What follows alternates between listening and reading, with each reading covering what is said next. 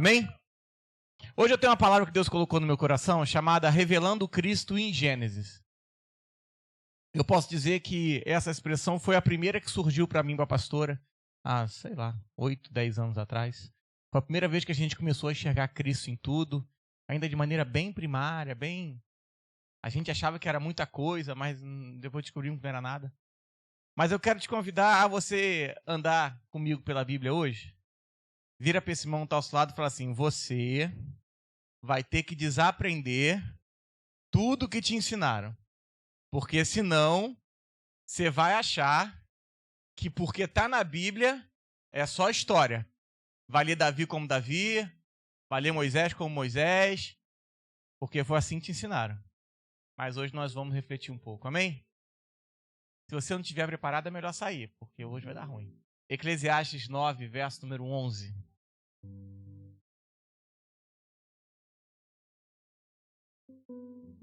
Quem não assistiu a palavra de domingo da pastora, lá de Curicica, assista. A pastora pregou sobre reino, então assista. Vai por mim.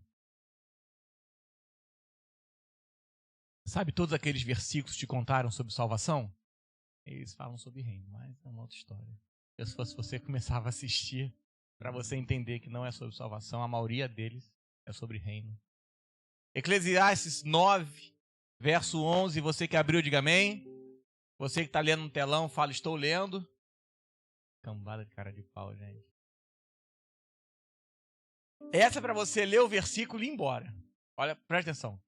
Vi ainda debaixo do sol que não é dos ligeiros o prêmio, nem dos valentes a vitória, nem tampouco dos sábios o pão, nem ainda dos prudentes a riqueza, nem dos inteligentes o favor, porém tudo depende do tempo e do acaso. Deus, obrigado por hoje. Obrigado por tudo. Que o Senhor possa se manifestar de maneira sobrenatural em nossas vidas. Que nós possamos te ouvir, te ver, te contemplar. Que nós possamos te conhecer um pouco melhor. Fale conosco hoje de maneira sobrenatural. Em nome de Jesus. Se você pode, aplauda ao Senhor.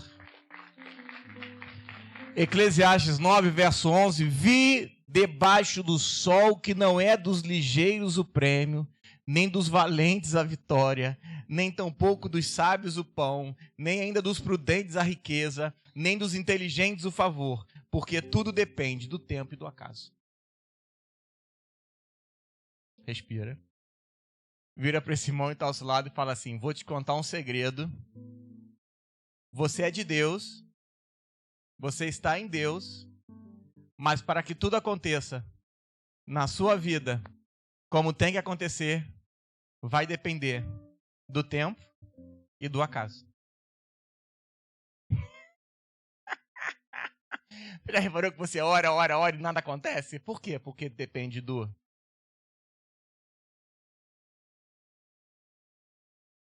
É por isso que nem sempre o mais inteligente ganha mais.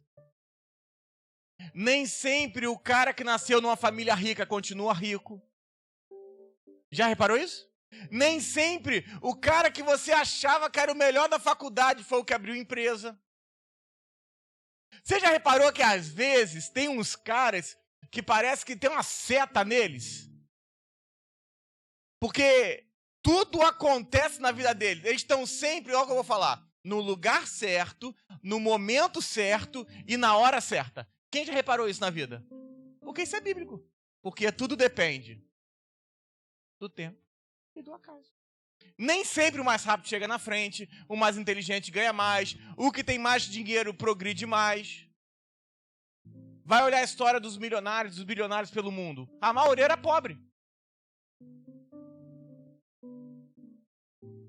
E não tem a ver com eles terem recebido oportunidade ou não. Porque é assim que Deus se manifesta. A gente vê pessoas que talvez sejam menos capazes e experientes ganhando mais chances. Tem um cara, às vezes, muito bom que olhou para ele e falou assim: gostei de você. Não tem explicação. Não tem explicação. Nem sempre o mais forte ganha. Só no caso do Bambam e do... É mais forte que eu. Será que dá processo isso? Não, né? Nem sempre o mais sábio vai ser o favorecido. Porque tempo e acaso afeta todo mundo. E é interessante que a palavra tempo, em hebraico, é a palavra ev. Ev, E-T-H. É assim mesmo. Essa palavra ev lembra que o Velho Testamento foi escrito em hebraico e o Novo Testamento foi escrito em grego. Então essa palavra tempo é a palavra kairos. Pastor, eu tenho uma pregação fantástica sobre kairos e cronos. Kairos, eu vou falar de maneira básica. Kairos, um tempo de Deus, e o Cronos, o seu tempo cronológico, nosso tempo de vida. Então, o nosso objetivo é que o tempo chamado tempo de Deus possa invadir o nosso Cronos, nosso tempo cronológico. E essa palavra depende é a palavra sucesso, que é a palavra cará.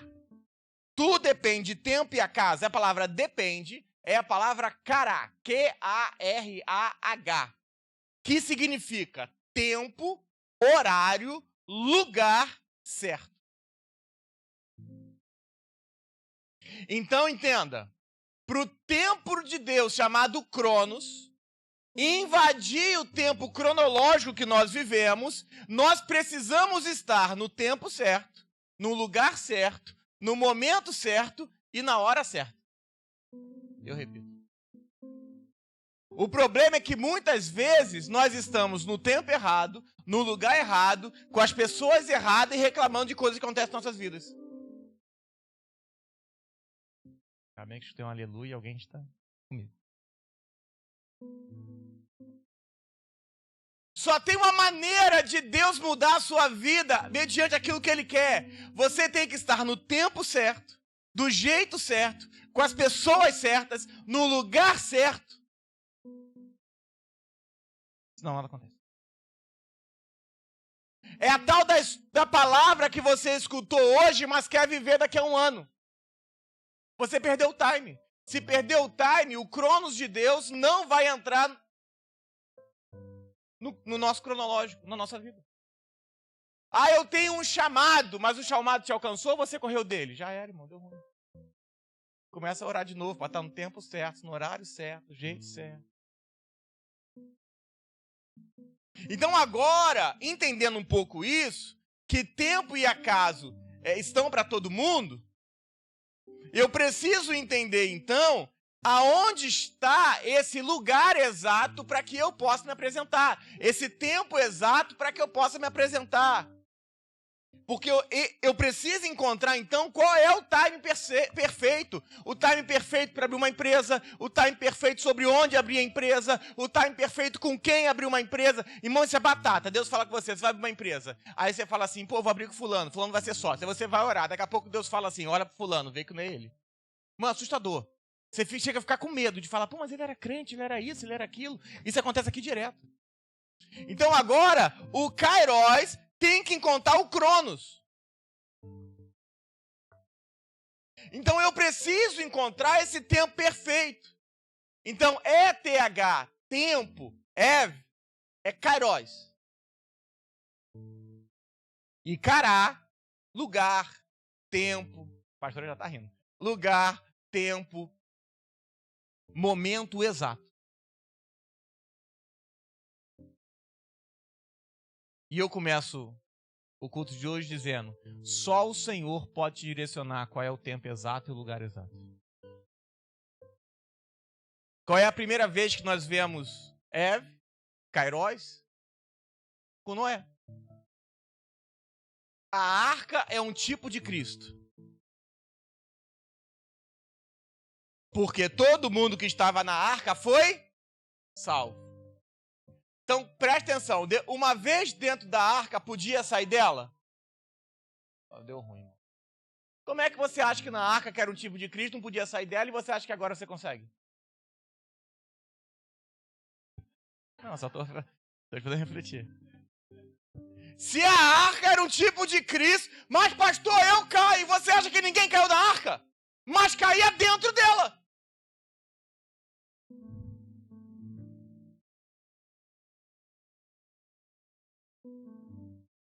Você conseguia sair dela, sim ou não?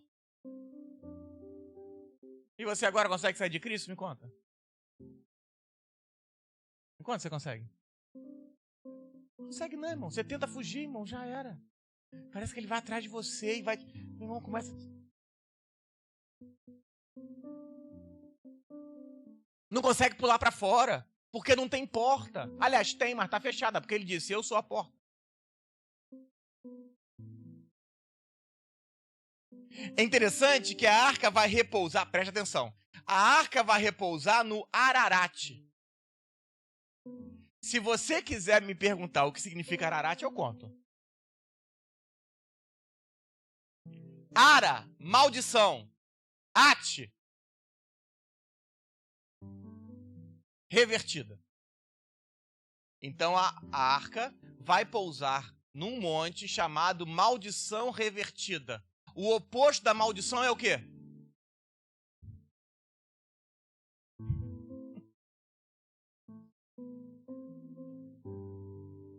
Abre Gênesis 8, verso 11.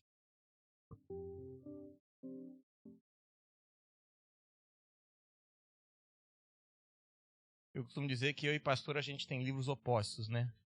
O grande livro da pastora talvez seja Apocalipse, talvez o meu grande livro seja Gênesis. Então, eu digo que a gente se encontra em Mateus. É a minha expectativa. Gênesis 8, verso 11. Botou aqui, filha, por favor. À tarde, ela voltou e trazia no bico uma folha de oliveira. Assim entendeu Noé que as águas tinham minguado sobre a terra. O que Noé fez? Tinha muita água. Olha para mim que eu já volto na tarde. Tinha muita água. A água não descia. Aí ele enviou um corvo e depois enviou 2 pombas. Para você era só corvo e pomba. Mas presta atenção. A pomba representa o quê? O Espírito Santo. Essas são as 3 vezes que Deus enviou o Espírito Santo. A primeira delas fala que o Espírito Santo parava sobre as águas. A segunda delas diz que ele estava em Jesus, porque a Trindade de Deus, toda a vida de Deus estava dentro de Jesus. A plenitude de Deus, Deus Pai, Deus Filho e Deus Espírito Santo estava no corpo de Jesus. E a terceira, é por isso que a terceira não volta, porque a palavra diz que quando Jesus veio, ele enviou o outro Consolador. Então ele enviou o Espírito Santo e ele agora continua por aqui. Nós 3 pombas, Noé, as 3 vindas do Espírito Santo, mas esse é outro assunto, eu não queria falar sobre isso. Mas diz o texto que a pomba voltou, aqui está voltando um versículo, porque diz assim, à tarde ela voltou. Aí está no final. E a pomba voltou à tarde, e eis que é arrancada uma folha de oliveira no seu bico, e conheceu Noé as águas que tinham minguado sobre a terra. Essa palavra tarde é a palavra ev, é a palavra kairos, é a palavra tempo. Então, quando eu quero saber uma palavra, o que significa, eu preciso encontrar ela pela primeira vez que ela foi falada na Bíblia. Isso se chama um princípio da primeira menção. Então, toda vez que eu quiser entender o que significa uma palavra, eu preciso saber a primeira vez que ela foi falada, para saber qual era o contexto. Então, essa palavra tempo é a palavra ev, que é a palavra kairos. Então, a palavra kairos tem a ver com o Espírito Santo procurando um lugar certo e a hora certa.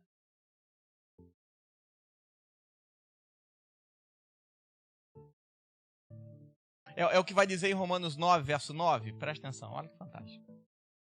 Romanos 9, verso 9. Por enquanto, nós estamos só refletindo, amém? 9:9. Diz assim, porque a palavra da promessa é esta, por esse tempo virei, e Sara terá um filho. Essa palavra tempo, aqui já em grego, é a palavra kairos. Então está dizendo, nesse tempo eu vou encontrar o tempo exato, o local exato, a pessoa exata, e nela eu vou fazer um filho. Vou gerar um filho nela, porque ela vai estar no lugar exato, nesse tempo, na hora exata. Então vira para esse irmão que está ao seu lado e fala assim, me ajuda, porque me ajudando você vai ajudar a Deus. E qual é a ajuda que eu preciso? Você não sair do lugar exato. Não sair do tempo. Porque o que os seus sentidos vão fazer é você querer desistir de tudo. Ai, não tá dando certo. Calma, calma. É Cristo que move sua realidade, não é sua realidade que move a Cristo. Ai, mas as coisas são tão difíceis. É Cristo que move o que está difícil ou a dificuldade que move o seu Cristo? Ele é pago toda semana. Fica tranquilo.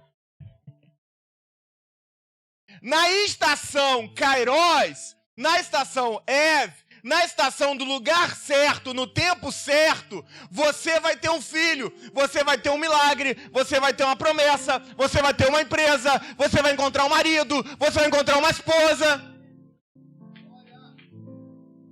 Mas se estiver no lugar errado,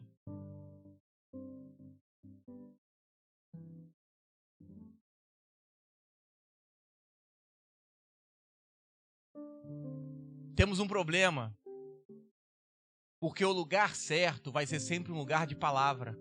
E não talvez lugar da sua emoção. Porque nem toda igreja que você entrou tem palavra de vida.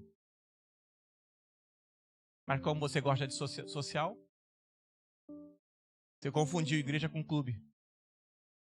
Que é o lugar que você vai para massagearem seu ego, você tomar um suco e ir embora.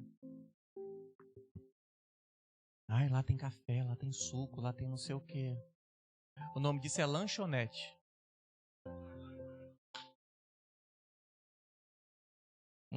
Isso tem nome. Nada contra suco, café. Mas eu acho que ao sair da igreja você precisa falar: que palavra mudou a minha vida.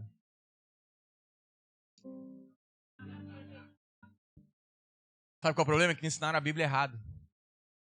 Você conheceu uma Bíblia que tem que se adequar ao que você pensa. Deus não se adequa à sua vida.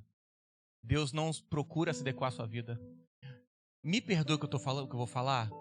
Deus está pouco se lixando com o que você pensa. Deus está pouco se lixando para as minhas opiniões.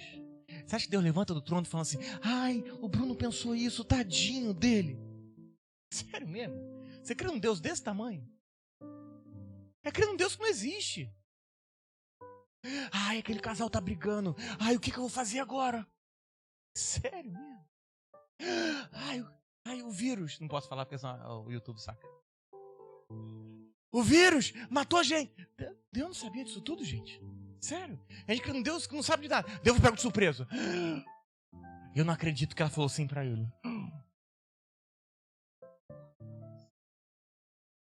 A gente crê num negócio como se Deus se espantasse, sabe?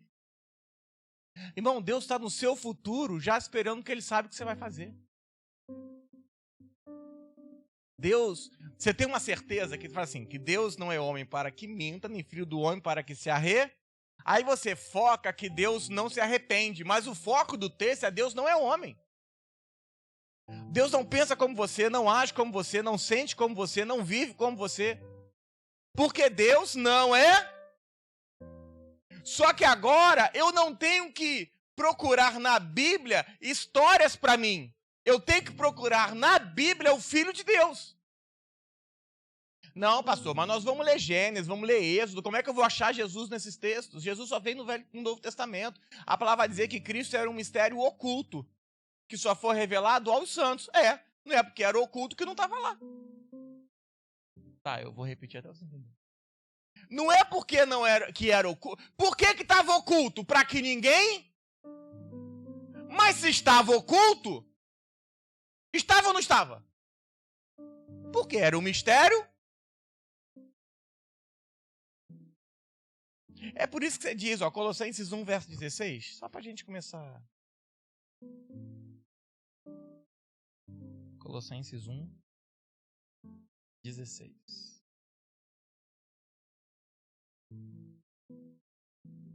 Se abriu, diga amém. Pois nele quem? Em Cristo, foram criadas todas as coisas, nos céus, sobre a terra, visíveis, invisíveis, tronos, soberanias, principados e potestades. Tudo foi criado por meio dele e para ele. Sabe aquela história que você olha pro seu marido e fala assim, amor, eu nasci pra você. Mentira, você nasceu pra Cristo. Porque tudo foi criado pra Ele, não foi pra você. Porque quando você fala que você nasceu pro fulano, você está dizendo que o fulano é o seu Deus.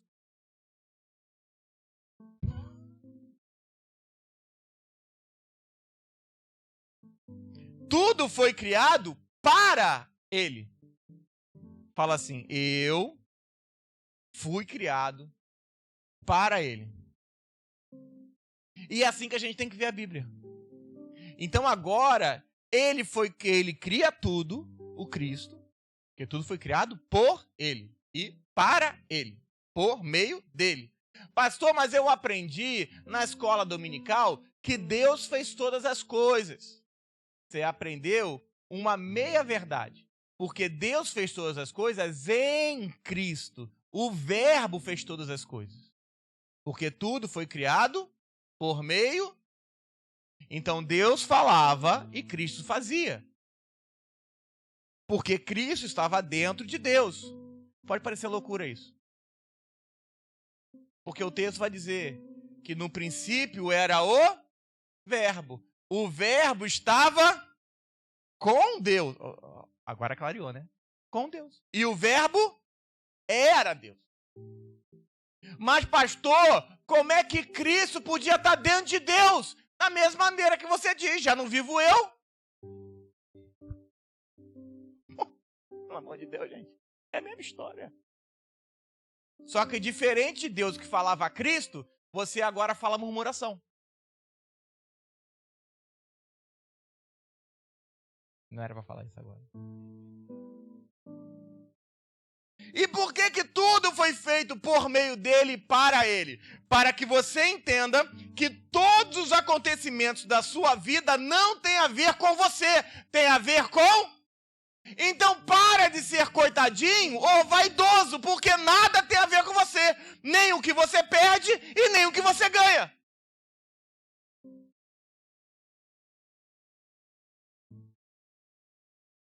Mas para eu provar o que eu estou dizendo, eu vou fazer o contrário. Eu vou abrir histórias bíblicas e nós vamos enxergar Cristo nela. Porque se você enxergar Cristo naquilo que você lê, que você não vê Cristo, talvez você comece a ver que tudo o que aconteceu na história tem a ver com Jesus e não com aqueles homens. Porque se nós entendermos que qualquer história bíblica que nós abrirmos, nós possamos enxergar Cristo, pode ser que na sua vida, se amanhã você acorde e fale que tudo o que acontecer, você vai precisar enxergar Ele. Enxergar Ele nos seus problemas, enxergar Ele nas dificuldades, enxergar Ele nas bênçãos, enxergar Ele na situação difícil, na situação fácil. Você quer ver só? Boaz e Ruth. Boaz é um tipo de Jesus. Ruth é um tipo de igreja. Ruth, moabita, gentia. Pela lei, Ruth era amaldiçoada. A palavra vai dizer que Noemi e Elimeleque vão se mudar com seus 2 filhos para Moabe. Eles saem de Belém e vão... Belém, terra do pão. Você conhece algum outro homem que era de Belém? Mas tudo bem. E eles vão para Moabe. Esses meninos morrem. O Elimeleque morre. Agora Ruth e Noemi voltam para Belém, porque diz a sua Bíblia que elas sentem o cheiro do pão. Porque começou a dar pão em Belém. E toda hora que alguém descobre que onde tinha escassez começa a dar pão, eles falam, agora em Belém tem pão. Porque agora a casa do pão está dando... É por isso que Jesus diz, eu sou o pão.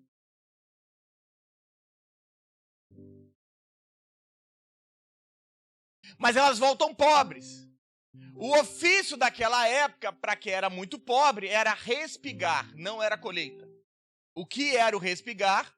Os homens viam colhendo e as espigas de milho caíam no chão.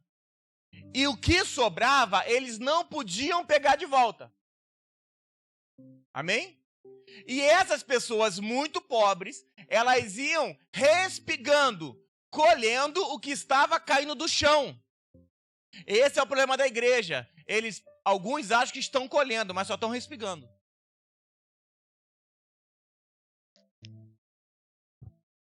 Mas esse é outro assunto. Então agora a Ruth precisava encontrar um marido. Porque lembra, na história judaica, quando alguém morria, o homem morria, o marido morria, existia o que eles chamavam de parente remidor. Já você enquadra tudo. O parente remidor, ele tinha que ser parente que ele ia lá e comprava o direito de assumir aquela família. Porque, lembra, a mulher precisava de um homem que a tratasse bem, um homem que cuidasse dela, da sua. Lembra, as mulheres não trabalhavam. Amém? Amém? Vira a pessoa que está ao seu lado e fala assim, amor, meu sonho é esse, não trabalhar, já estou te avisando. Fala assim, se você me botar para trabalhar, o negócio é o seguinte, abre uma empresa para mim que eu sou dono do meu negócio. Fala assim, para me botar para trabalhar, eu não quero ser empregado. Presta atenção, olha para mim. Se você casou errado, irmão, agora é de direita, começa a declarar a coisa certa para Deus honrar você. Presta atenção. Então agora, a Ruth, uma gentia, precisava encontrar um homem. Olha o texto que fantástico, Ruth 2, verso 2.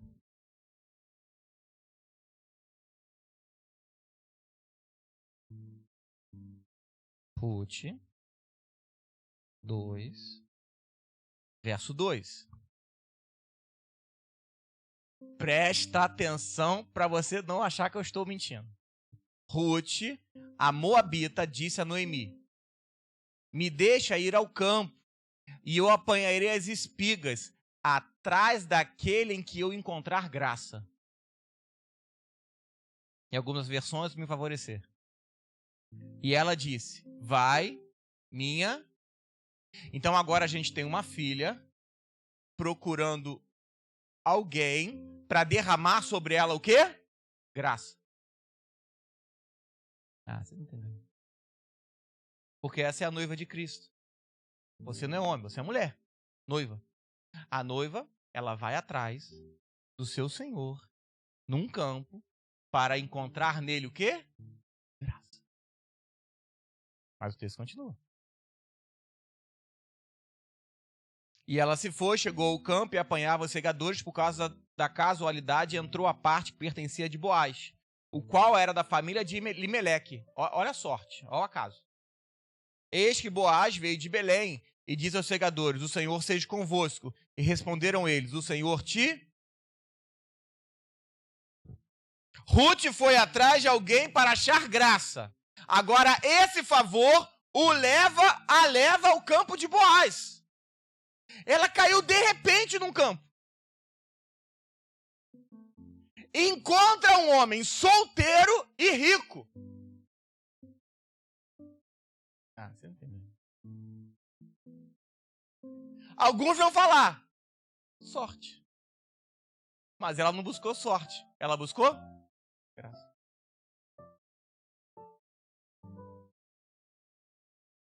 Ruth nada mais é, nada menos é do que a avó de Davi.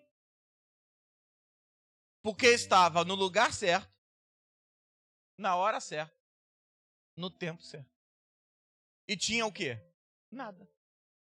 Porque quando você encontra o lugar certo, a hora certa e o momento certo, o Kairos de Deus invade o Cronos do homem. Ruth estava amaldiçoada, condenada, precisando de um parente remidor, ou, como você conhece, redentor. Alguém que pudesse comprar ela, tirando ela da condenação. Você conhece alguma história assim parecida? Alguém que estava condenado, amaldiçoado, que precisava de um parente. Eu quero que você reflita comigo. O remidor precisava de 3 qualidades. Primeiro, precisava ser parente. É por isso que João vai dizer que quando eu confesso Jesus, eu me torno o que de Deus? Se eu sou filho e Jesus é filho, o que ele é meu? Primeira característica para ele ser seu remidor. A segunda, precisava ser rico. Meu pai é dono do... Porque pobre não pode remir pobre. E o terceiro, o remidor tinha que querer. É por isso que Jesus declara. Então agora, é por isso que diz a Bíblia que nós fomos comprados. Nós não fomos ganhos, nós fomos comprados. Porque a característica do remidor, ele compra aquela mulher que o marido morreu. Não, pastor, meu marido não morreu. Você estava casado com Adão, querido. Você está casado com Adão, para com isso.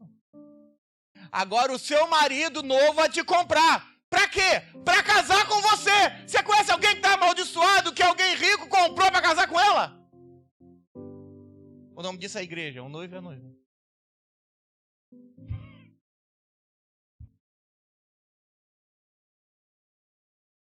Você quer outra história? Eu vou para outra. Você quer outra? Se você quiser, eu continuo. Não, você pode ir embora, eu oro, a gente vai embora. Gênesis 22. Abraão e Isaac. Ah, pastor, eu conheço essa história. Essa história aqui é Abraão e Isaac. Não, essa história aqui é o pai e o filho. É Cristo e Deus. Abraão representa Deus e o Isaac representa Jesus.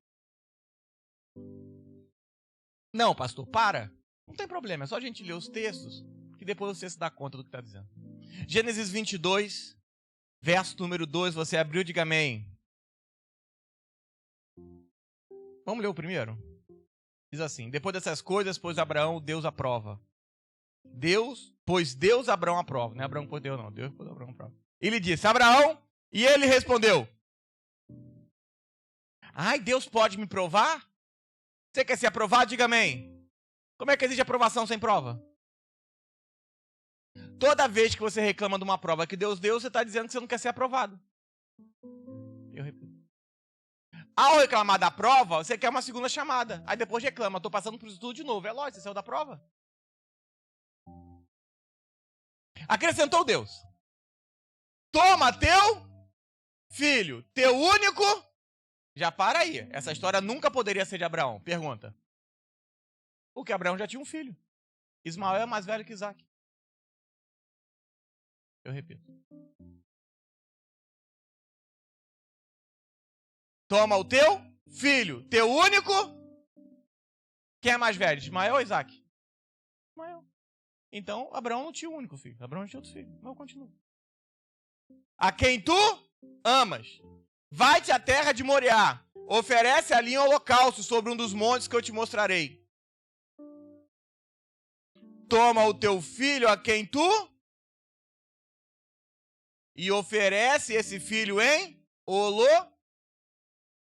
Como eu sei que Deus me ama?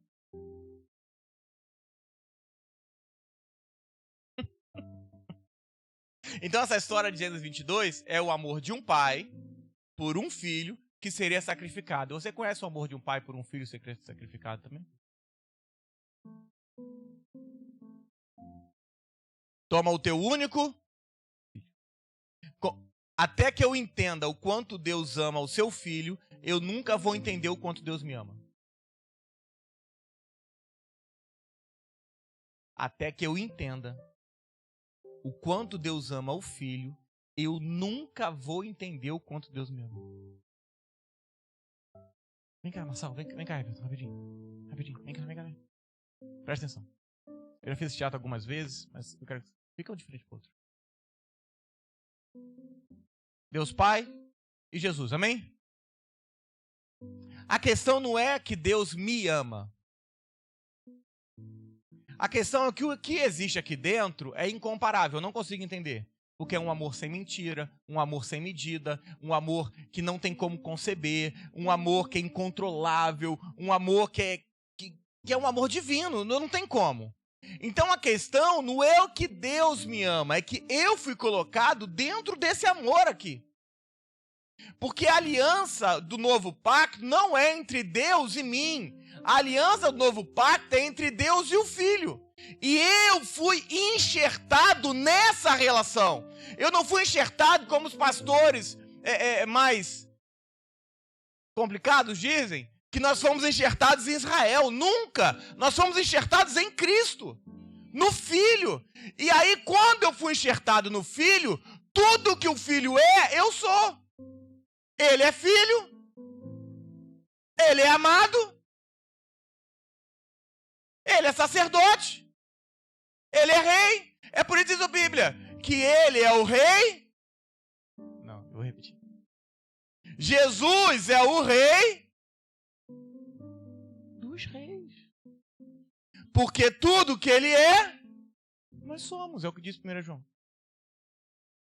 Então, até que eu entenda e compreenda o quanto Deus ama o Filho, eu nunca vou compreender o quanto Deus me ama. Porque Deus não me ama porque olhou para mim. Deus me ama porque olhou o Filho.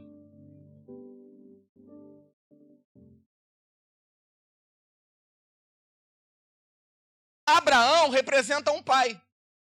E Isaac representa o... Então agora, o Isaac vai subir o Monte Moriá. Você sabe o que é o Monte Moriá? Se não sabe, fala assim, não sei. É o exato trajeto que Jesus fez para o Monte Calvário. O Calvário fica em cima do Moriá.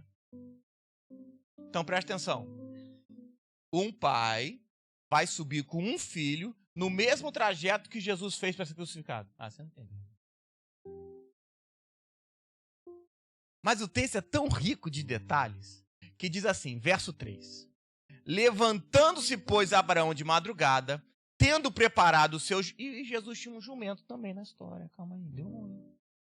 Tomou consigo 2 dos seus servos, a Isaac, seu filho. Cortou madeira para o holocausto e foi para o lugar que Deus havia indicado. Ah, você tá de brincadeira, irmão. Então agora eu tenho um filho, uma madeira e um terceiro dia. Você conhece alguma história parecida?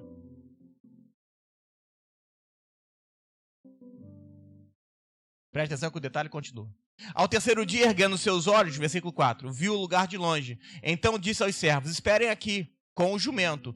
Eu e o rapaz iremos lá, e havendo adorado, voltaremos para junto de vós. Tomou Abraão a madeira do holocausto e colocou sobre Isaac. Ah, você não entendeu nada. Então agora o Abraão pega a madeira e Isaac vai carregar a madeira. Você conhece algum outro filho que subiu com um pai para ser sacrificado com uma madeira nas costas? Você conhece algum outro filho? Sim. Não, se você não conhecer, a gente para aqui.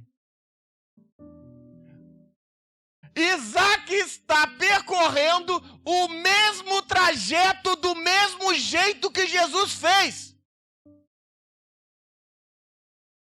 Alguns 1000 anos antes. O pai e o filho. Porque enquanto Jesus estava subindo, o pai estava com ele. Jesus, quando fala por que me abandonasse, é no ato máximo de crucificação. Só me abandonou naquela hora, porque antes estava comigo. Mas não acabou.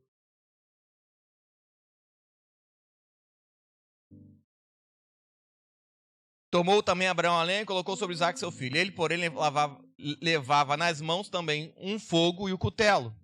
Assim caminhavam ambos juntos. 7.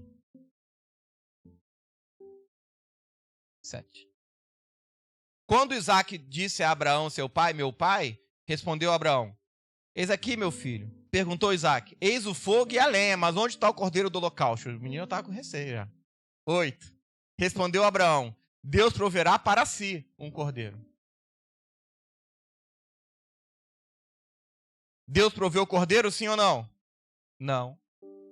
Nunca. Nunca proveu. Só que antes de provar que Deus nunca proveu cordeiro nenhum, olha o versículo 9. Chegaram ao lugar que Deus havia designado. Ali edificou Abraão um altar sobre ele e dispôs a lenha, amarrou Isaac, seu filho, e deitou no altar. Ah, você não entendeu, não. Vem cá, Luz, rapidinho, vem cá. Isso é fantástico.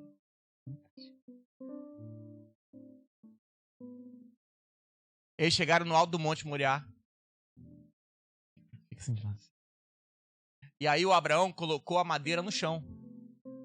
E botou Isaac deitado na madeira. E amarrou ele na madeira. Você acha que Jesus só amarrado embaixo ou em cima?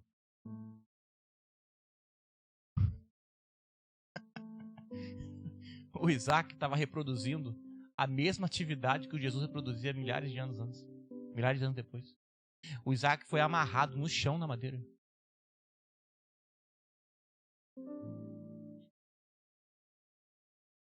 Mas não acabou, não.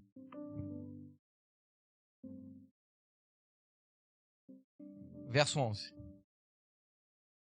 Deus proveu um cordeiro? 11. Mas do céu bradou o anjo do Senhor, porque o Abraão foi matar ele. Mas do céu bradou o anjo do Senhor, Abraão, respondendo, eis-me aqui. Então lhe disse, não estenda a mão sobre o rapaz, e nada lhe faça, pois agora eu sei que você ama a Deus, teme a Deus, porquanto não me negaste seu único filho. Como é que você sabe que Deus te ama? Porque Deus também não negou o único filho dele. A prova de amor de Deus pela sua vida não é quando ele te entrega nada, alguma coisa. A prova de amor de Deus pela sua vida é quando ele entregou o filho dele. Deus não precisa te provar nada, Deus te deu o filho. Para de pedir prova de amor para Deus. Deus te deu o filho, isso te basta. Mas o verso 13 fala assim: tendo Abraão erguido os olhos, viu atrás de si um... Cadê o cordeiro? Ah, você não entendeu, não. Abraão disse, a Isaac sobe e fala, papai, cadê o cordeiro? Aí Abraão fala, Deus proverá para si um... Mas para Abraão, Deus proveu um... Porque quem viu o cordeiro foi João. Eis o cordeiro de Deus que tira o pecado do mundo. Aqui tem um lapso de história. Encerra aqui. Mas o texto é interessante, porque diz assim, tendo Abraão erguido os olhos, viu atrás de si um carneiro, preso pelos chifres entre o arbusto. Essa palavra arbusto é a palavra sebaque.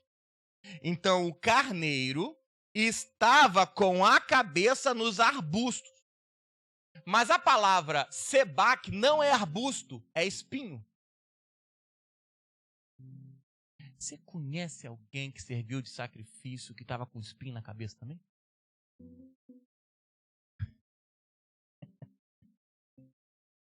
A pergunta de hoje é, a história é sobre Isaac ou é sobre Jesus? Mas agora, para Deus, o Isaac morreu. Pergunta, porque ele desaparece. Você quer ver só? Verso 19. Isso é fantástico. Eu sei que pode parecer uma viagem isso tudo, mas eu quero que você preste atenção, porque o Isaac desaparece da história. Ó, 19. Então voltou Abraão e seus servos, e juntos foram para Berseba, onde fixou a residência. Cadê o Isaac? Quem voltou? Abraão e os servos. Pergunta, cadê o Isaac? Para Deus morreu, foi sacrificado. Parou de ser contado. Mas presta atenção, se eu tiver certo, só se eu tiver certo. E se o Isaac representa o Cristo, o próprio Jesus, depois que o noivo morre, quem nasce? Fala. A igreja, que é o que dele? A noiva. Então, se eu tiver certo, a narrativa da história vai mudar e quem vai nascer é a noiva. Vamos ler o texto? Porque o versículo 20 vai dizer assim: passadas essas coisas, mudou. Foi dada a notícia a Abraão nesses termos. Milca também deu à luz a seus filhos, Naor, teu irmão. Uz, primogênito, Buz, seu irmão. Quemuel, pai de Arã. Quesé, Azor, Pildas, Gidaf e Betuel. 23. Betuel gerou a... Quem era a Rebeca? Noiva de Isaac. Porque depois que o noivo morre, que é sacrificado, a noiva nasce em qualquer história da Bíblia.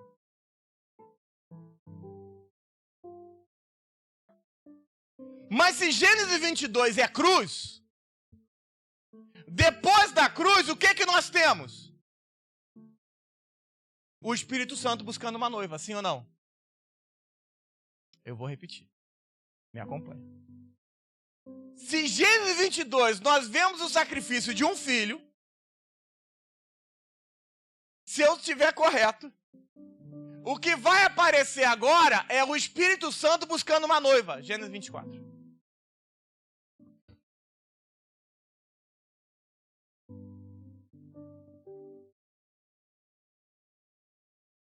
Agora nós vamos ver, olha para mim, o servo de Abraão, que não sabemos o nome, buscando uma noiva para o filho, para o Isaac. Gênesis 24 é o maior capítulo de Gênesis, inclusive. Porque até hoje essa história continua. Deus continua buscando uma noiva para o filho que morreu sacrificado. E se Jesus é o nosso Isaac celestial, a Rebeca é a noiva de Cristo, procurada pelo Espírito Santo. É interessante que aqui nós não sabemos o nome desse servo, porque ele não quer chamar a atenção para si. Olha o que eu vou dizer para você. Se tem alguém que esteja cheio do Espírito Santo, esse alguém nunca vai glorificar a si mesmo. Porque a verdadeira doutrina e a verdadeira comida vai revelar apenas o Filho. Não vai engrandecer você. É interessante, e eu já vou ler o texto, que essa noiva nunca tinha visto Isaac. Nunca viu o marido, nunca viu Isaac. Mas eu imagino, presta atenção no que eu vou falar, que o servo do Abraão, quando encontra ela, depois que ela começa a caminhar, ele começa a falar, você não sabe quanto ele é bonito. Até a hora que ver ele, você vai se apaixonar por ele. Ele foi sacrificado. O pai matou ele, por amor de você. E o Espírito Santo agora começa a encher essa noiva. Porque a hora que você te encontrar com ele, irmão, você vai estar tão apaixonado, tão apaixonado, tão apaixonado, tão apaixonado. Então eu imagino que esse trajeto ele começou a falar, Rebeca, você tá doida. Isso é o mais bonito da face da terra. Você tá doida, Rebeca. Você tem que conhecer o pai desse rapaz. Ô, Rebeca, você tem que ver o quanto ele é amoroso, o quanto ele é lindo. Ele deu a vida por você, Rebeca.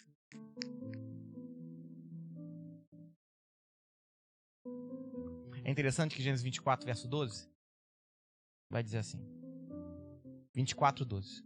E disse consigo, ó Senhor, Deus meu, esse é o servo falando, Deus de meu senhor Abraão, rogo-te que me acudas hoje e use de graça, bondade para com o seu senhor Abraão. Essa palavra bondade é a palavra Hesed. H-E-S-E-D, que é a palavra graça, favor de Deus. Então agora esse servo está dizendo, me ajuda com graça, porque apenas a graça vai colocar essa mulher no meu caminho, no lugar certo e na hora certa. Apenas o favor de Deus vai fazer com que eu encontre essa mulher. E é interessante que o texto continua no 13 e diz assim, eis que estou de pé. O cara estava orando a Deus e de pé para uma fonte, presta atenção. Eis que estou ao pé dessa fonte de águas. As filhas dos homens dessa cidade saem para tirar água. Dá-me, pois, a moça a quem eu disser, inclina o cântaro para que eu beba água. E ela me responder, bebe você e ainda darei eu de beber aos teus camelos. Seja essa que designaste para o teu servo Isaque, e nisto verei que usasse de favor para com seu senhor.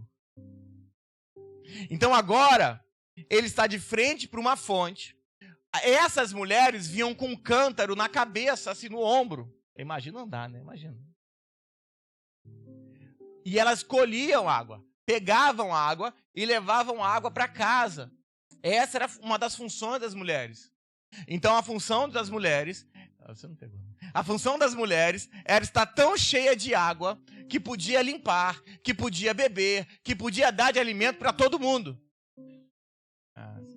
As espirituais estão fracas.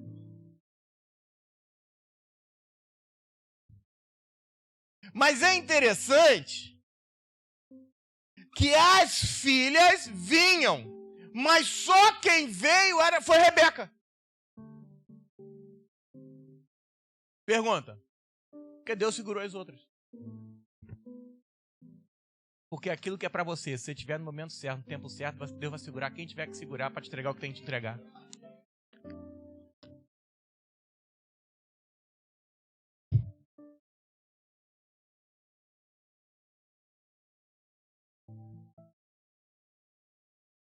Agora é interessante que ele está orando.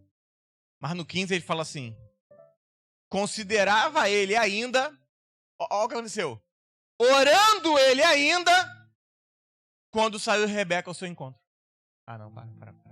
Irmão, esse homem estava orando, falando: Senhor, se essa mulher que vier aqui, eu dei a direção para ela e falar: me dá água, ela vai dar de beber para mim e para os meus camelos. Aí diz a Bíblia, e considerando ele ainda, Rebeca veio. Porque no tempo certo e no momento certo, enquanto você ora, Deus está providenciando. Enquanto você está orando, já está acontecendo. Enquanto você está orando, as coisas já estão acontecendo. Antes de terminar, Rebeca apareceu. Considerando ele ainda, quando saiu Rebeca, filha de Betuel, filho de Milca, mulher de Naor, irmão de Abraão, trazendo um cântaro no ombro. 16. A moça era muito bonita, muito formosa de aparência, virgem. Você conhece alguma outra virgem que vai casar com Cristo? A quem nenhum homem havia possuído, ela desceu à fonte, encheu o seu cântaro e subiu. 17. Então o servo saiu ao encontro e disse: dá-me de beber um pouco de água do teu cântaro. E ela respondeu: bebe, meu senhor. E prontamente baixou o cântaro para a mão e lhe deu de beber. Acabando ela de dar de beber, disse: tirarei água também para os teus camelos.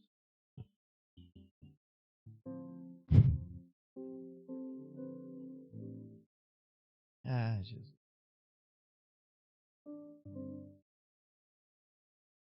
Abre no 63.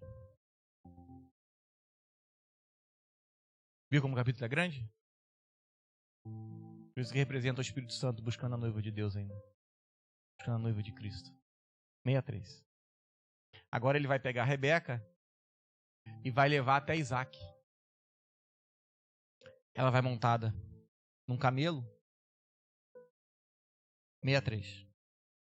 E saíra Isaac a meditar no campo, ao cair da tarde. E erguendo os olhos, viu, e eis que vinham camelos. E também Rebeca levantou os olhos, e vendo a Isaac, caiu do camelo. Esse texto não é desceu, não, é caiu. Caiu. Por que, pastor? É caiu. Porque a palavra descer não é a palavra napal. Napal é cair, ser lançada. Porque vai ser assim com você também. Porque quando você vê o seu Isaac, o seu Jesus frente a frente, você vai se prostrar diante dele, quer você queira, quer você não. Porque diz o texto que nem olhos viram, nem ouvidos ouviram. Diz o texto que todo joelho se dobrará. Quando nós vemos o Isaac, o Jesus, quer você queira, quer você não, você vai ser jogado. Mas o texto ele é tão fantástico que diz assim: perguntou ao servo: quem é aquele homem que vem pelo campo ao nosso encontro? É o meu senhor, respondeu. Ela perguntou para ele, assim, já doida, né? Quem é esse espetáculo? Então ela tomou o véu e se...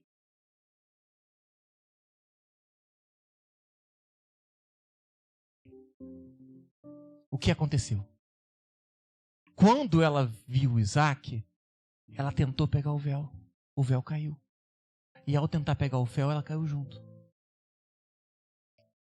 Porque até hoje é assim, você quer ir para frente a Jesus com as suas boas obras. Você quer ir com a sua justiça própria. Você quer ir do seu jeito e falar: meu bom comportamento. Eu mereço estar ali. Mas ao ver Jesus, automaticamente o véu cai. Não tem como estar de frente para Jesus com lei. Não tem como estar de frente para Jesus com véu. Ela, não satisfeita, pega o véu que caiu e ela do chão e se cobre. 66. O servo contou a Isaque todas as coisas que havia feito.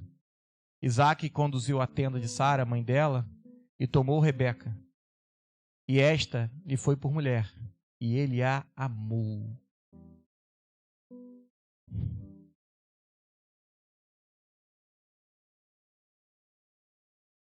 Essa é a segunda vez que a palavra amor aparece na Bíblia.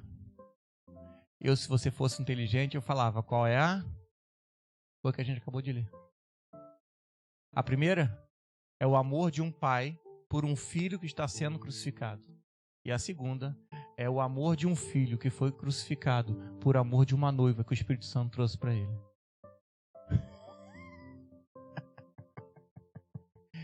Porque para Deus não existe amor fora da história de Cristo. Toda vez que Deus olha para amor, Deus quer olhar para o filho. Toda vez que Deus fala de amor, Deus quer olhar para a esposa. A primeira vez é o pai amando um filho que vai para o sacrifício. A segunda vez da palavra amor na Bíblia é um noivo amando a sua noiva, que foi resgatada por um servo. Mas não satisfeito? No versículo 15.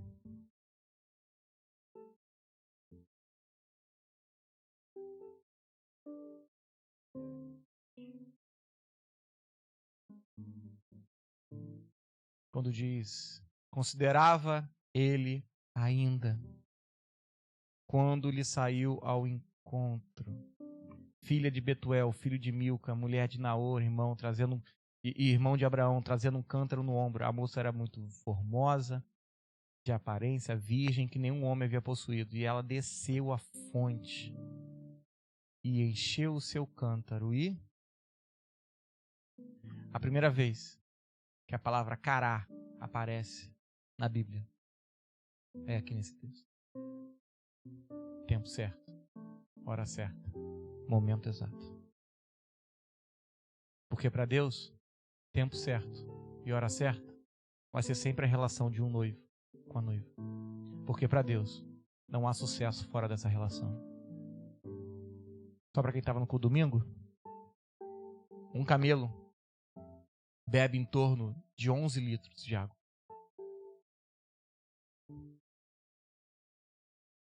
11 litros de água. Aquele cântaro tinha em torno de 3 para 4 litros de água. Eram 10 camelos. 130 litros. 10 camelos, 1.300 litros. Quantas vezes a mulher foi e voltou para dar de alimentar para um camelo? Sabe por quê? Porque Deus procura uma noiva para o filho com caráter servidor. Deus procura uma noiva com caráter de serviço. Eu encerro o louvor, vem para cá, 17. Então o servo de saiu ao encontro, disse, dá de beber. Vamos ler o 20. E apressando-se em despejar o cântaro no bebedouro, correu outra vez ao poço, às corridas, para tirar mais águas. Tirou e deu a todos os camelos. O homem a observava em silêncio, atentamente, para saber se teria o Senhor levado um bom termo à sua jornada. Esse texto ele é tão fantástico, porque a palavra bom termo, ela é a palavra prosperar. É como se ele estivesse falando assim, ele estava olhando para saber se o Senhor tinha prosperado na sua jornada. Porque essa é a primeira vez que a palavra prosperidade aparece na Bíblia. É a palavra tiselek. Prosperar. Por quê, pastor? Porque para Deus prosperidade está sempre na relação do noivo com a noiva. Prosperidade não é aquilo que entra no seu bolso. Prosperidade é qual o seu nível de relação com Cristo. O problema é que pregaram essa palavra prosperidade e jogaram no bolso. Mas a primeira vez que a palavra prosperidade foi falada foi quando Deus enxergou a relação de um noivo com uma noiva. Prosperidade para Deus é a sua relação com Cristo. Se a sua relação com Cristo está prosperando, se a sua vida com Cristo está prosperando, porque Deus não tem problema com dinheiro, papai é rico. Mas Deus não quer olhar para você e te enxergar rico ou pobre de dinheiro. Rico e pobre para Deus tem a ver com quanto de Cristo você tem ou quão vazio de Cristo você tem. Catuca esse irmão que está ao seu lado e fala assim: vou te contar um segredo. Deus não olha para o seu bolso. Deus olha para dentro de você. Se tem muito de Cristo, é rico. Se tem pouco de Cristo, é pobre. Claro, se você tiver muito de Cristo, muito dinheiro, louvado seja o Senhor. O problema é que tem muita gente querendo prosperar fora de Cristo. Longe dessa relação. Eu creio, Deus me deu essa palavra essa semana, e eu creio que é tempo do seu tempo, hora exata, momento exato, de tudo que Deus quer para fazer na sua vida. Que é tempo de se largar o medo e entender que se você está no tempo certo, na hora certa, no lugar certo, com o alimento certo, tudo anda automaticamente. Diz o texto que enquanto ele estava falando, a moça vinha. Enquanto você está concluindo o seu escritório, os clientes começam a entrar. Enquanto você se apronta, Deus envia um noivo. Enquanto você se apronta, Deus envia um marido. Enquanto você se apronta, Deus envia uma empresa. Enquanto você coloca currículo, Deus te contrata. Eu quero que você entenda que no momento certo, na hora certa, para de fazer com a força do seu braço, porque enquanto meditava, enquanto considerava, tudo acontecia. Não estamos falando de uma oração de dia a dia, não. Estamos falando que enquanto você considerava algo, tudo já estava acontecendo. Tudo. Para de ter medo. Para de ter medo do amanhã. O que vai ser? O que é ansiedade? Ansiedade é falta de futuro. O que é depressão? Excesso de passado. Deus te fez hoje. Hoje é o seu tempo. Hoje. Pastor, eu tenho problema com o meu passado. Não tem um problema, ele é o mesmo ontem. Ele foi no teu passado, resolveu o seu passado. Não, pastor, de onde eu nasci, eu nunca vou ser nada, não tem problema nenhum. Ele já foi no seu futuro e corrigiu o seu futuro. Mas para isso, você vai precisar viver no seu presente. Não dá para ter o namorado de hoje com o pensamento do namorado de ontem. Ai, será que ele vai me trair? Ai, será que ele vai isso? Será que... Não, irmão, essa história acabou. Não dá para viver o hoje no ontem. Ai, ontem eu estava com dor. Era ontem. Ai, todo pastor é ladrão. Para com isso, irmão. Para com essa palhaçada. Ai, eu não dizimo porque o pastor, ele é ladrão, ele é corrupto. Não, você não dizima porque você não entendeu o que é Cristo na sua vida. Porque o dia que você entendeu, não tem como nos dizimar. Não tem nada a ver com os outros, não tem a ver com você. A gente tem que parar de botar a culpa nos outros. Somos nós. Ai, minha vida está um inferno.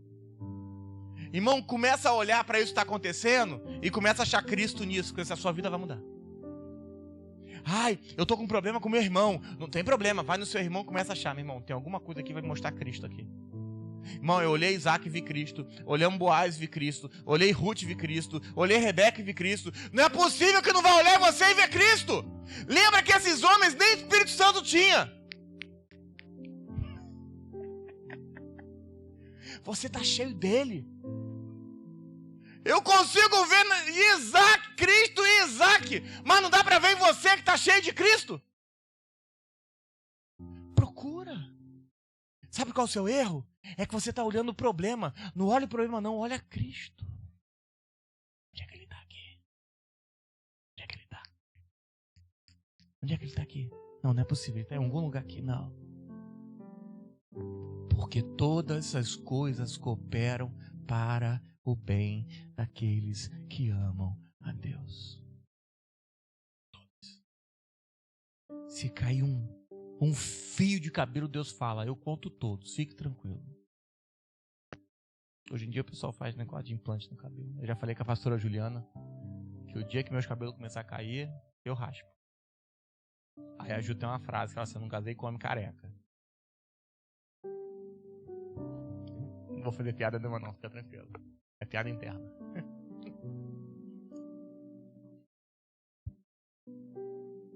Nada acontece na sua vida sem que ele saiba. Ai, entrou um cara no meu trabalho, tá me fazendo um inferno. Não tem problema, irmão. Ele faz o inferno, você faz o céu.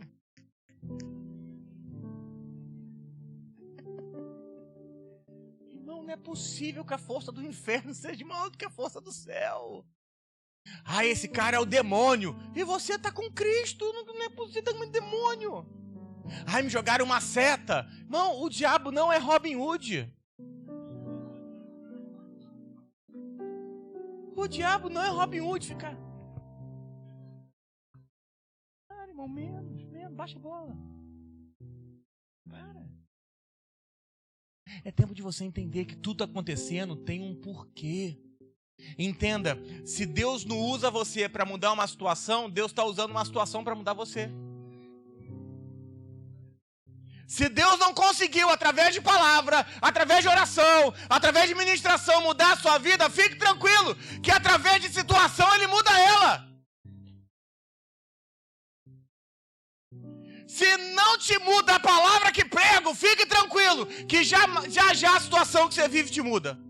Porque Deus é um Pai responsável, Ele está comprometido com a sua mudança. E até que Ele olhe em você e só veja Cristo, ou você vai ser transformado pelo que prego, ou você vai ser transformado pelas coisas que acontecem com você. E não é porque Deus é mau, não. É porque Ele é um Pai que te ama. Toma o teu filho, o teu único filho, a quem tu ama. É tempo de você entender que Deus está comprometido com você. E não é porque coisas boas acontecem. O que é bom e ruim?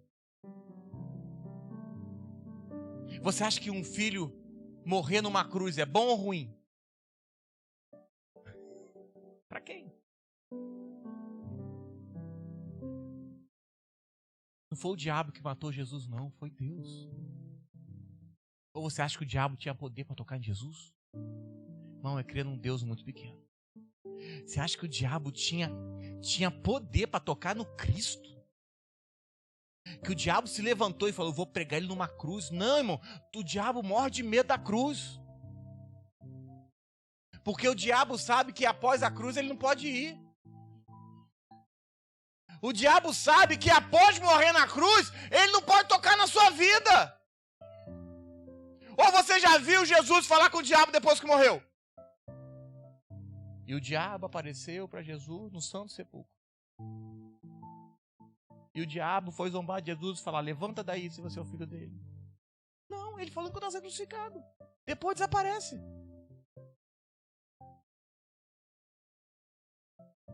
Para. Olha a sua vida e entenda se você está no tempo certo, no momento certo, na hora certa, no lugar certo. E foge de palavra que engrandece você. Foge. Porque isso é contaminação e vai matar a sua vida, matar a sua casa, matar o seu marido, matar a sua esposa. Para, foge disso. Ai, pastor, eu tenho problema, eu tenho fraqueza, eu tenho... Irmão, o poder de Deus é aperfeiçoado nisso. Preguei semana passada sobre isso. Eu prego isso direto. Deus pega um homem como eu, que não tinha nada para oferecer para ninguém, irmão. E fala assim, você vai abrir igreja. Eu acho que o diabo fala assim, você tá de brincadeira, isso aí é doideira, nunca aconteceu isso. Isso lê mal, isso... Mas não tem chance nenhuma. É por isso que Deus pega o louco, transforma em sábio. Deus faz com que o fraco seja forte. O injusto vira justo. O pequeno fica grande. O grande fica pequeno. Não, Deus é aquele negócio. Deus é aquele cara que anda no BRT, sabe? Ele é o motorista do BRT. Quando freia e tudo bagunça. Aí você era assim, esse era muito bom. Esse cara é rico. Esse é o que vai lavar banheiro. Aí ele pega o cara que não tem nada, não sabe nem pregar. Aí esse cara, irmão, vai pregar o evangelho. Aí o cara que é milionário escuta, o cara que não tem nada prega, aí Deus fala assim, agora nós temos uma comunhão. Os humildes são levantados, os soberbos são derrubados. Ah, você se acha muito? Senta, nunca mais vai levantar, senta aqui. É, pastor, porque está escrito, os humilhados serão exaltados. Nunca teve escrito isso. É mentira. O que o texto diz é outra coisa. Aquele que a si mesmo se humilhar. É por isso que não acontecem as coisas. Os caras falam assim, ai, tá me humilhando. Fica tranquilo, os humilhados serão exaltados. E os caras estão sendo exaltados nunca. Estão há 20 anos tentando ser exaltados. Por quê? Porque o texto é outro. O texto vai dizer que aquele que... Se você tem capacidade de se humilhar perante mim, eu te exalto. Mas se você acha que o que você está fazendo porque você é bom, fica tranquilo, que já eu te humilho. É tempo de entender que a sua vida não tem a ver com você. Tem a ver com que Cristo seja visto. Não importa a prova, não importa a dificuldade, não importa nada. O que importa é quando as pessoas te olham e falam assim, eu vejo Cristo. Vejo Cristo. Não importa nada, não importa nada. Do maior problema para o menor problema. A única coisa que importa é, eu vejo Cristo. E ouso te dizer que se você recebeu um milagre e você não ganhou nada de Cristo nesse milagre, não te serviu de nada. Porque o milagre não te é dado para que você esteja bom ou esteja mal. O milagre te é dado para que você ganhe mais de Cristo no processo. Ah, pastor, mas ninguém prega isso. Não é porque não prega, não seja verdade, irmão. Deus só quer olhar para você e ver Cristo, Cristo, Cristo, Cristo, Cristo, Cristo, Cristo. E essa é a oração de hoje. A minha oração de hoje é que você pare de reclamar dos seus problemas. É dia de encontrar Cristo no meio disso. A questão não é o que eu estou passando, mas por que está acontecendo. O que Deus quer me mostrar. Não é Deus me tira daqui.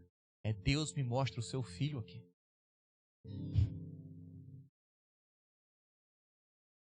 São dias do Kairos de Deus em contar o seu Cronos.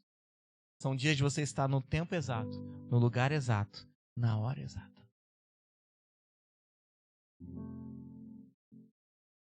São dias de olhar para tudo que você está vivendo e encontrá-lo. Porque quando você entender de amor, sucesso, prosperidade e ver que isso só tem a ver com o noivo e com a noiva, você vai entender o nível de amor que Deus colocou sobre você. Não é que Ele te ama. É que Ele amou o Filho. E agora, através do Filho, vê você. É muito mais sério. Um dia, eu encerro aqui. Eu acho.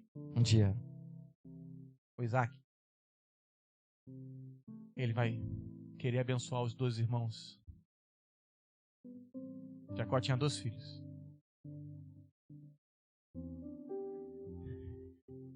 É o Isaac. Ele vai chamar esses meninos. Qual o nome dos irmãos? Vai. Jacó e Esaú. A bênção tinha que ser para o mais velho. Só pega o texto.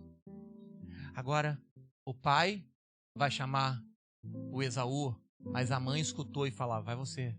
Aí a mãe fala assim, prepara a comida que ele gosta. Eu vou trocar os nomes. Agora se veste com a roupa do irmão mais velho. Eu vou te situar.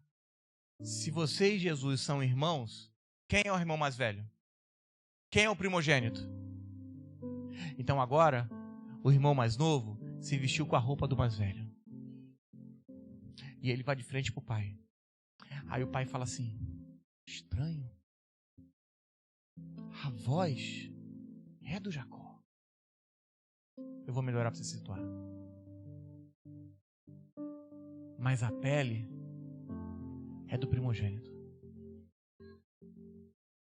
A voz é do mais novo. Mas o cheiro é do mais velho. O Esaú é o primogênito. E nós, os mais novos, Olha a terminologia. Nós fomos abençoados com a bênção do primogênito. É por isso diz o texto que nós precisamos nos vestir de Cristo. É por isso diz o texto que nós precisamos exalar o bom perfume de Cristo. Porque o Pai, quando ouve você falando alguma coisa com ele, o Pai fala assim: ué, é o João. Mas o cheiro é do Cristo. Então calma aí, eu vou te abençoar com a bênção do Cristo.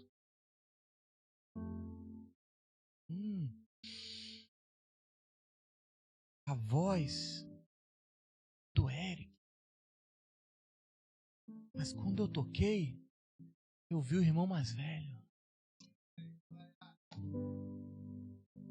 Então fica tranquilo, que eu vou te abençoar com a bênção dele. A sua? Não. É hora de você parar de ser egoísta e vaidoso e entender que nós recebemos a bênção de Cristo, a vida de Cristo, o alimento de Cristo, a bebida de Cristo. Nós fomos cheios de Cristo. Tudo é por Ele, por meio dEle, para Ele. Se você começar a ver em sua volta e começar a ver o Cristo, nunca mais vai ser o mesmo. Eu poderia abrir outros textos aqui hoje e continuar te provando que nunca teve a ver com Isaac, com Abraão, com Jacó, ou com Bruno, com João, com Marco. Nunca teve a ver com a gente. Tudo tem a ver com Cristo. Vira para esse irmão.